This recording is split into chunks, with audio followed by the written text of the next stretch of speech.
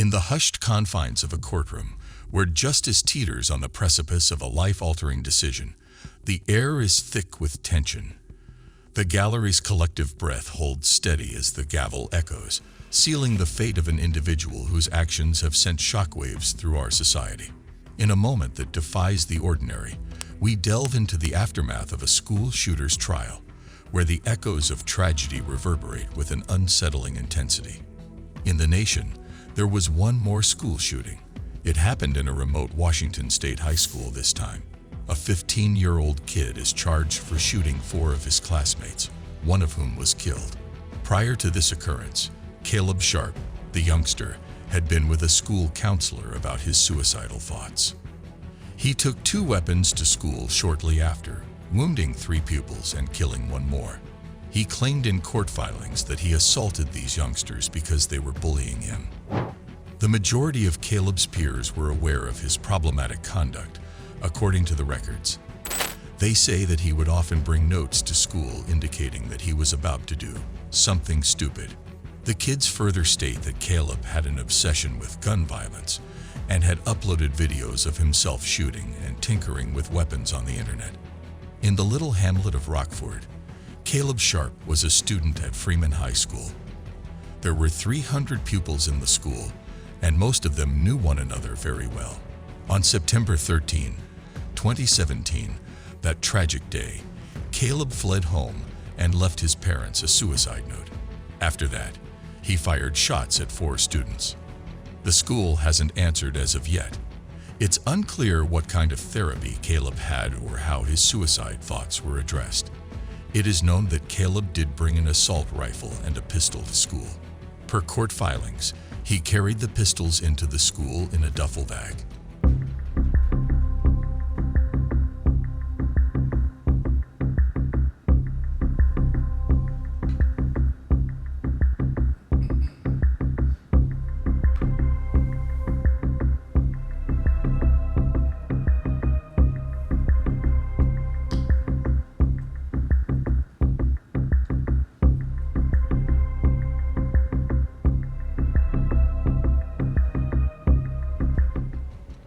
Caleb took the AR-15 weapon out and began firing it into the corridor.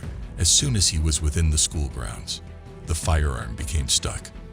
"I always knew you were going to shoot up the school," a fellow student remarked to Caleb as they approached him. Caleb fired the pistol, striking him in the head and abdomen. Caleb continued to shoot, hitting 3 more kids with the pistol. He dropped the revolver when it jammed and gave himself up to a janitor who was coming. The janitor assisted him on the ground until the police could come. Then, Caleb was sent to a juvenile prison facility. Caleb said at the correctional facility that he had shot the pupil due to bullying, although he did not name the individual. He said that he did it to demonstrate to everyone what occurs when someone bullies someone else. It is anticipated that the 3 injured classmates will make a full recovery. Sharp may be handled as a juvenile offender due to his age, even though he is anticipated to be charged with many crimes, including murder. Guns had always piqued Caleb's interest, and it seems the school overlooked his menacing demeanor. Following the killing of 4 of his classmates at Freeman High School in 2017, Caleb Sharp entered a guilty plea to charges of premeditated murder and attempted murder. He was given a 40-year to life sentence. Sharp will spend at least the next 35 years behind bars, with credit for almost 5 years spent, until he is eligible for parole at the age of 55. The punishment was imposed in front of a full courtroom after Sharp's earlier in the day address to the victims and community. In January, Sharp entered a guilty plea to 3 charges of attempted murder, second-degree assault, and premeditated murder. The state and defense presented psychologists' evidence to the court at Sharp's sentencing trial. Psychologists differed on whether Sharp's mental state at the time of the shooting could be diagnosed, but they all concluded that Sharp is unlikely to commit violent crimes again. Sharp's public defense attorney, Brooke Foley, said on Friday morning that Sharp ought to be punished below the usual range, as he was a juvenile offender due to his age and inexperience at the time of the incident. Foley requested a fixed sentence of 20 years. According to Foley, The legislation in Washington makes it evident that minors' brains are still developing, which lessens their culpability for their acts. After serving his time in prison, Sharp ought to be given the opportunity to have a fulfilling life and reach important life milestones like getting married, having a family, and voting. According to the legislation, the penalty must emphasize rehabilitation rather than retaliation, Foley said. She said that the Sentence Review Board could provide the community the guarantees that Sharp would get therapy and won't be freed until he is prepared to reintegrate into society. In his lengthy remarks before imposing the sentence,